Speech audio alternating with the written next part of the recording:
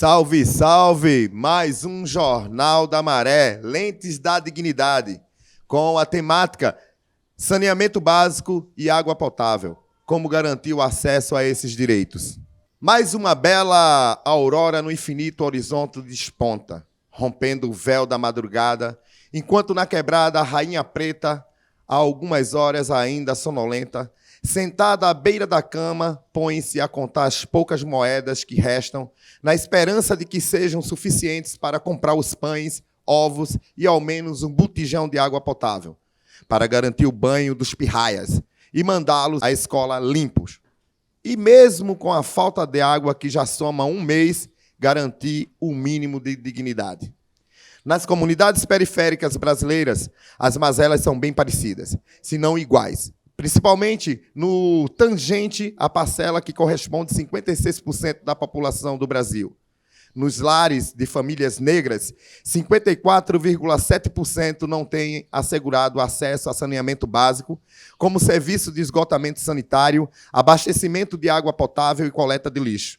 Na educação, são significativos os avanços. A cada 10 alunos que passam de ano no ensino médio, 7 são negros.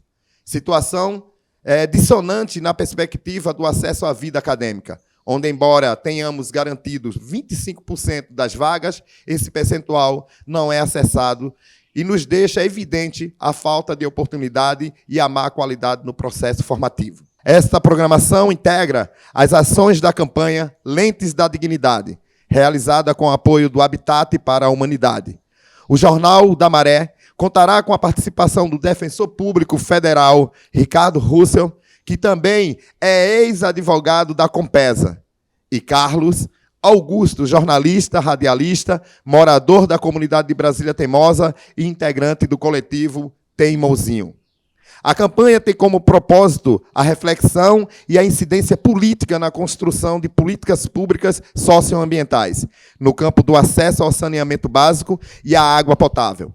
A proposta tem como meta as ações efetivas no combate ao racismo ambiental, tendo a Ilha de Deus como ponte de debate nos desafios e vivenciados pelas periferias e comunidades tradicionais acerca da precarização desses serviços, que tem gerado condições indignas, contrárias às metas de justiça socioambiental e climática, estabelecida nos Objetivos de Desenvolvimento Sustentável das metas globais. Está no ar mais um Jornal da Maré. E vamos começando com um grande gargalo para todos nós. Quando a gente aponta que 54,7% da sociedade preta não tem acesso à água potável, a esgotamento sanitário e a coleta de lixo, isso significa também ser uma sociedade doente. Ricardo Russell, como defensor público, a DPU, quanto um espaço que acolhe essas demandas, esses desafios, como está sendo para você, quanto cidadão, mas também quanto um ser que luta por direitos humanos e que tem na sua profissão essa missão? De antemão, gostaria de agradecer estar aqui debatendo esse tema tão importante e um tema que tem importância internacional. Para se ter a ideia, a ONU ela tem uma resolução, a 64/292, dizendo que a água é um direito humano essencial e condição para o gozo pleno da vida e dos demais direitos humanos. Além disso, em 92, ou seja, antes mesmo dessa resolução, a ONU ela fez a Declaração Universal do Direito às Águas, prevendo vários princípios em relação ao tema, como, por exemplo, que a água faz parte do patrimônio do planeta, que o equilíbrio futuro do nosso planeta depende da preservação da água, que a água não é somente uma herança de nossos predecessores, ela é, sobretudo, um empréstimo aos nossos sucessores. Assim, o tema de garantir água e esgoto para todas e todos, garantir saneamento, é um tema extremamente importante, lembrando que o tema saneamento é um tema muito amplo e que abrange 4 pilares. Quando a gente fala em saneamento, é garantir água, é garantir esgoto, é garantir a limpeza limpeza das águas e garantir a drenagem das águas. Então, são esses 4 pilares que formam o direito ao saneamento, e a Defensoria Pública da União, ela acompanha isso de perto, porque nós sabemos que a realidade da nossa sociedade, inclusive principalmente a sociedade pernambucana, é extremamente preocupante, extremamente abaixo do necessário e do esperado. Então, ouvindo o doutor Ricardo Russell, e passando aqui para Augusto, que é da comunidade de Brasília Teimosa, que é uma comunidade pesqueira, que também passa por esses perrengues dentro da perspectiva de esgotamento sanitário, saneamento básico, mesmo sendo uma comunidade urbanizada como a Ilha de Deus. Como se dá isso, esse gargalo dentro dessa comunidade, que é referência e termômetro dentro das perspectivas de direitos sociais, políticas de justiça ambiental? A questão da água, ela transcende o fato de a gente morar em um determinado lugar. A gente tem que perceber a importância desse líquido precioso como um dos principais quesitos para a qualidade de vida na Terra. Então, nós temos que considerar que a água é um bem para essa e para gerações futuras que precisa ser mantido com qualidade. Do contrário, a própria espécie humana vai estar ameaçada. A oferta de água e a escassez de água são da lógica do sistema que nos governa. Então, nós vivemos sob o regime em que o que manda é o dinheiro, e esse regime capitalista é que determina quem vai ter água e quem vai deixar de ter água. Em Brasília Teimosa, nós temos um caso muito esquisito. Nós estamos no meio da área mais valorizada da cidade, que tem uma oferta de água, comparando com a região Nordeste, até suficiente. A região metropolitana tem um regime de chuvas que só ocasionalmente falta água, mas o sistema Gurjaú, o sistema Tapacurá e as represas, que é 2 unas, que armazenam água, têm sido suficientes ao longo de décadas e têm aumentado a oferta de água para garantir que todo recifense tenha acesso à água. Em Brasília Teimosa, na zona sul do Recife, é muito esquisito, porque a adutora que traz água passando por Boa Viagem não deixa de ofertar água a quem mora ao longo do bairro de Boa Viagem inteiro, mas quando chega dentro da Brasília Teimosa e no bairro do Pina, são frequentes as faltas d'água.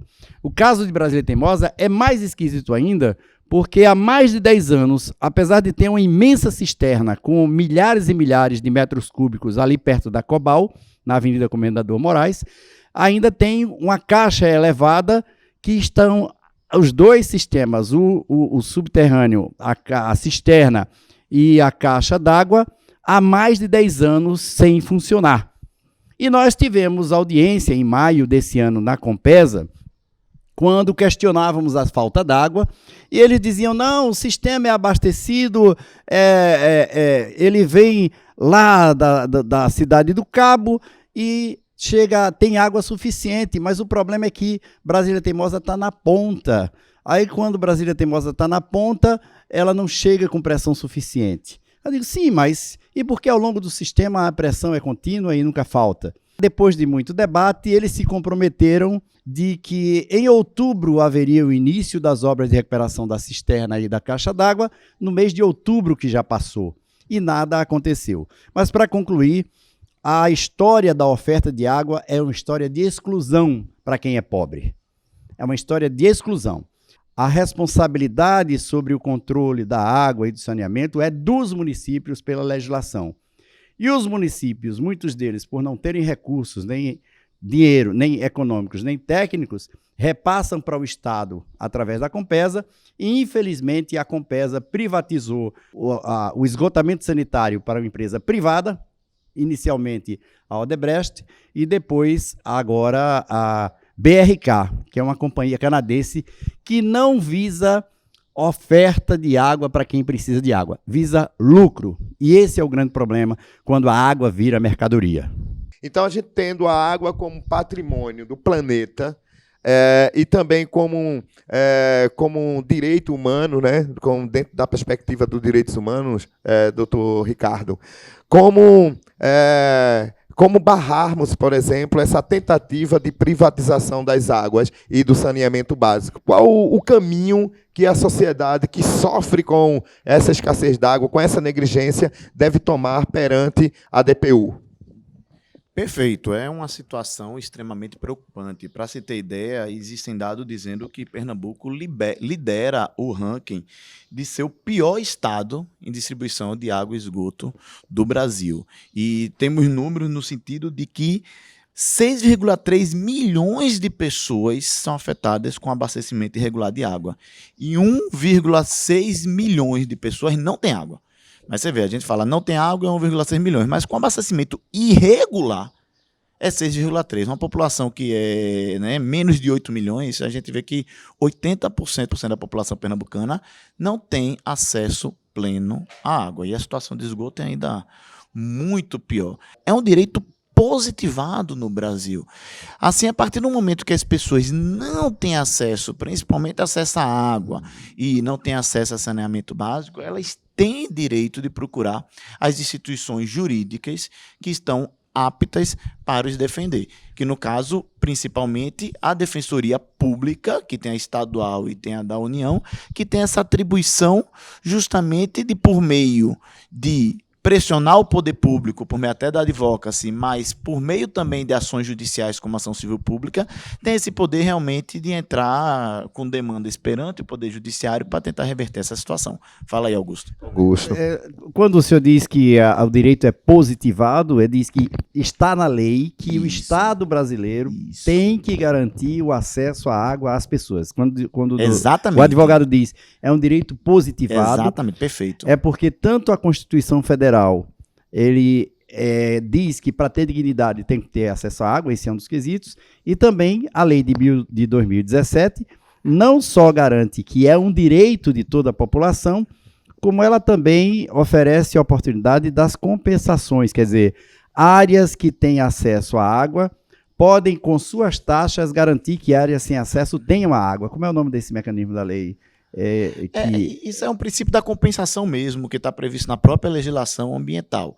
E é por isso, inclusive, que se tem uma cobrança.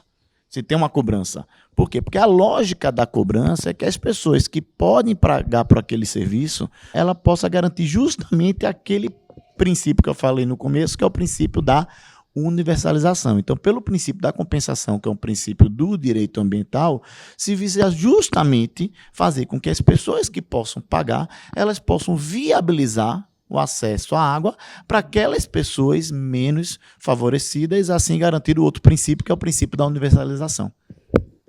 Uou! É isso aí, pessoal.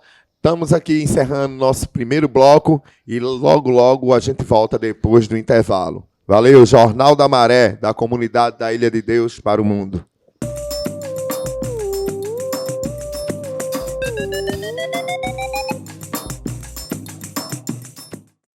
Salve, salve, segundo bloco está no ar do Jornal da Maré, no qual a gente está tratando de saneamento básico e água potável como direito, beleza? É isso aí, como garantir esse direito. Eu vou acrescentar como garantir esses direitos na capital mais desigual do Brasil, que é Recife, né? Infelizmente.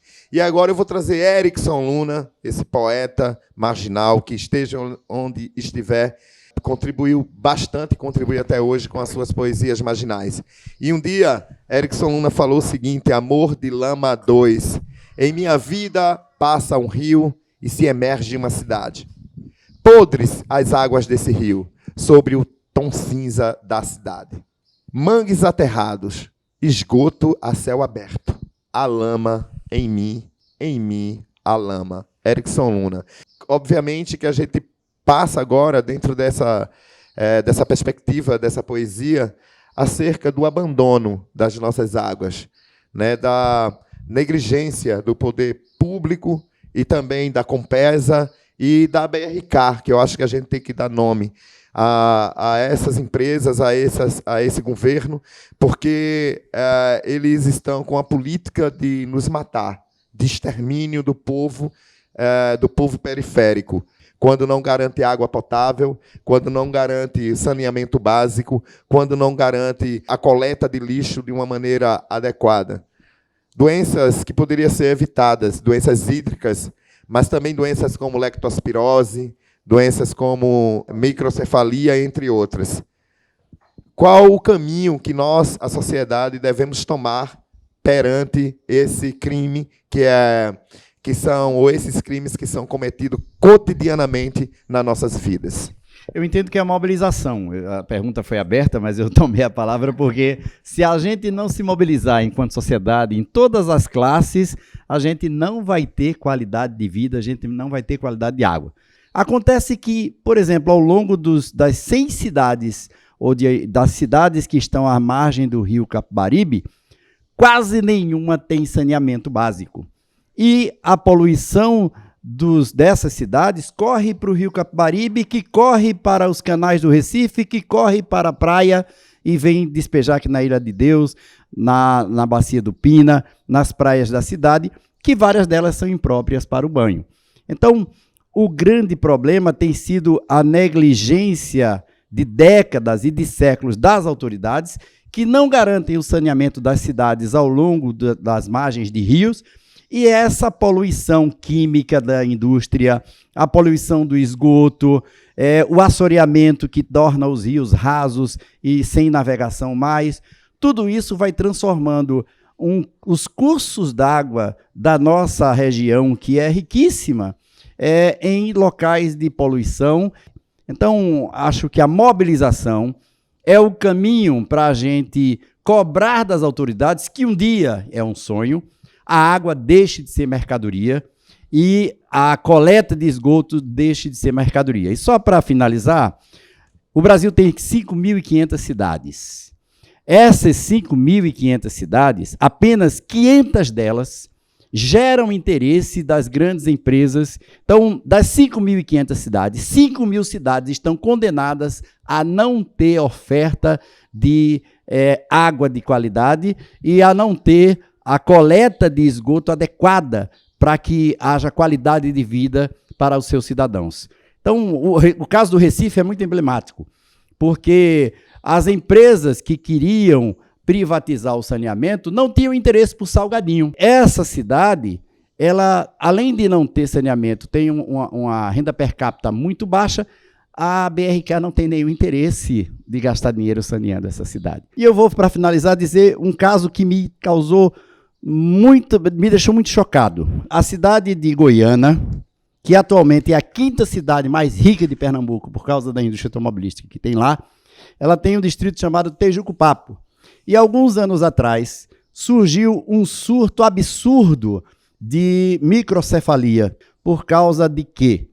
Da qualidade do saneamento. Porque a população de Tejuco-Papo é majoritariamente negra, majoritariamente descendentes de pessoas que foram escravizadas. E é a ela que está sendo negado o direito de ter água. E foi por isso que pesquisas da Fiocruz e de outros institutos ligados à saúde detectaram a enorme quantidade de pessoas que tinham microcefalia. E por causa do mosquito, por causa da falta de saneamento, por causa da negligência das autoridades de ofertarem qualidade de vida para o seu povo. E essas famílias eram famílias de pretas e pretos. Sim, sim. Então, né, que é o que a gente chama que é o projeto de extermínio do povo preto, né? Negligenciando, nos punindo por algo que a gente nunca fez e negando, sobretudo, os nossos direitos. Quando a gente vem aqui, por exemplo, fazendo essa reflexão quanto Estado e tal, mas quando a gente chega aqui na Ilha de Deus, por exemplo, nessa comunidade tradicional pesqueira, o saneamento, ou melhor, a urbanização da ilha garantiu o saneamento básico, mas só no papel. Nós temos uma estação elevatória aqui que nunca funcionou porque nunca colocaram uma bomba, um instrumento necessário para que a comunidade, uma comunidade pesqueira que depende diretamente das águas, inclusive não só das águas dos nossos rios, mas também de água potável, por lidar o tempo inteiro com alimento, ou seja, é uma comunidade de pesca e automaticamente uma comunidade empreendedora de alimentos. como a gente resolver esse gargalo, uma vez que a BRK se nega, aí a Compesa se nega, inclusive, vir para uma conversa como essa, uma conversa saudável como essa? A primeira questão é deixar bem claro de quem é a responsabilidade. E a grande responsabilidade é do poder público. Óbvio, aqui não estou dizendo que a população, de um modo geral, também não tem a responsabilidade por cuidar da água. É uma responsabilidade, naturalmente, de todos nós. Mas a grande responsabilidade é do poder público. A legislação ela é clara, inclusive, no sentido de que o município deve cuidar da água no interesse local, os estados devem cuidar junto com os municípios, no caso de regiões metropolitanas, aglomerações e micro-regiões, exato, por meio de consórcios também, e a União ela também deve chegar junto por meio de recursos financeiros. Mas a grande obrigação na Constituição, a grande obrigação na lei é do poder público. E aqui no nosso estado, como normalmente acontece no Brasil inteiro, nós temos uma estatal responsável por cuidar disso, que é a Compesa, que é uma sociedade de economia mista. Só que o que é que vem acontecendo nos últimos anos? A gente vem percebendo um sucateamento da Compesa, porque esse é o modus operandi no nosso estado, da nossa cidade desde sempre. É bom, doutor, falar disso, doutor Russell. Duas coisas me chamaram a atenção nessa sua fala. A primeira é de que financiamento para saneamento foi negado durante os últimos anos para as empresas estatais. Quer dizer, a prefeitura tinha uma companhia de saneamento, precisava de dinheiro para ofertar água para mais gente e o governo dizia, não tem para empresa pública, tem só para empresa privada. Era uma forma de forçar a privatização. A outra questão é jogar a população contra a empresa pública. Quer dizer, a Compesa, através de uma gestão irresponsável, criminosa, deixa faltar água para o povo dizer, não tem água porque é do Estado, é melhor que privatize. Aí essa é a safadeza maior, sabe? É o descaramento maior de alguém que se elege para melhorar a vida do povo, sucateia o serviço público. Durante muito tempo, deixaram de investir em empresas estatais importantíssimas para a vida do povo, para forçar a privatização, negaram recursos do governo para essas empresas. Para a empresa estatal, para a empresa pública, são negados os empréstimos, mas tem fartura de dinheiro para quando a empresa é privatizada. É porque essa é o modus operandi, como eu disse, do nosso estado. Se a gente for ver a história do nosso estado, do nosso município do Recife, eu trago aqui como exemplo, por exemplo, o que aconteceu no Estelita, que era um patrimônio público que foi simplesmente depreciado e quando estava completamente no abandono, disseram, eita, é melhor entregar para a iniciativa privada do que deixar abandonada. Se privatizar, só vai ter água na Ilha de Deus se for lucrativo para a empresa. E aí eles passam por cima da ideia do subsídio cruzado, aquele mecanismo em que uma cidade tem regiões de gente com maior renda e de gente com menor renda. A tarifa cobrada pela empresa de saneamento e pela empresa de água potável, ela tem que ser suficiente para ofertar água de quem tem dinheiro para pagar e também ofertar água para quem não tem dinheiro. Antes da gente terminar o programa e tal, tem aqui uma coisa que é bem interessante nas diretrizes e bases, que é a água não deve ser desperdiçada, nem poluída, nem envenenada, que é a realidade que a gente vivencia. Que recursos juridicamente cabe para criminalizarmos, entrar com recursos, eu falo quanto comunidade, entrar com um recurso coletivo na justiça comum para que, enquadrando, sobretudo, a Compesa e, no caso aqui de Pernambuco, a BRK, a assumir as populações periféricas dentro da perspectiva da distribuição da água e da garantia do saneamento básico. No aspecto jurídico, existe um instrumento que é a ação civil pública, que ela pode ser ajuizada pela Defensoria Pública, no caso, contra o Estado de Pernambuco, principalmente, contra a empresa privada, não é nem a Defensoria Pública da União da qual eu faço parte, é a Defensoria Pública do Estado, mas que somos irmãs, e eu coloco ambas à disposição aqui, o compromisso de que ambas estão à disposição dessa luta. Tem a questão também da mobilização, que aí eu peço para que Augusto complemente, já que ele é um grande líder Que é isso, não, nada disso. Pois é, mas a gente falava de que precisa responsabilizar Compesa e BRK, mas precisa responsabilizar as empresas privadas poluentes. Sim. As prefeituras precisam ser responsabilizadas por não fiscalizarem, porque cada órgão público municipal tem uma Secretaria de Meio Ambiente. A gente precisa se mobilizar e precisa ter conhecimento dos direitos que a gente tem. Pois Os é. prédios dos ricos estão lançando esgoto sem que os órgãos de fiscalização estejam lá fiscalizando os condomínios e multando.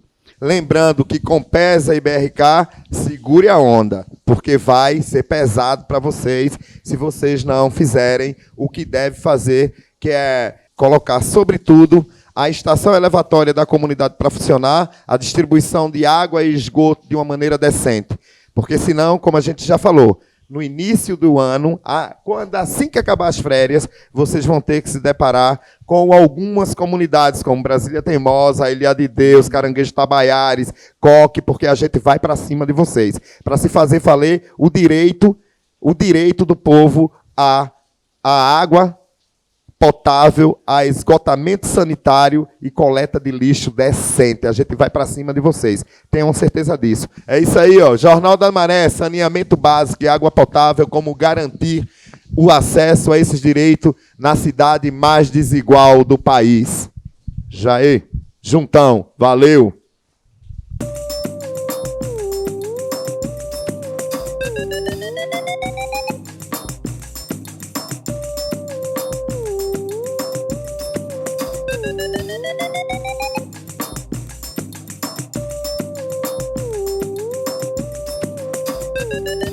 you.